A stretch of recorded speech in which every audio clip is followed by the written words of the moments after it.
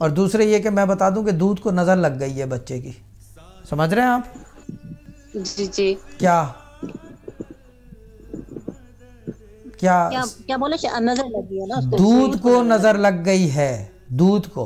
हाँ जी। देखें पुराने ज़मानों में औरतें जब माएँ जो हैं दूध पिलाती थी तो अकेले जाके जी पिलाती थी अलग कमरे में, और जी अगर लोगों के बीच में पिलाना होता था तो जी फीडर के ऊपर चड्डी होती थी डालने वाली, याद है जी आपको? पुराने जी ज़माने की बात जी कर रहा हूँ, जी आपकी अम्मी से बिल्कुल। पहले की बात। और अब तो जो है बच्चे जी बोतल मुंह में लगाए हुए मार्केट में फिर रहे हैं, दूध सफ़ेद चीज़ को ठक जी करके नज़र लगती है और फिर वो वही जी ख़राबी पैदा करती है।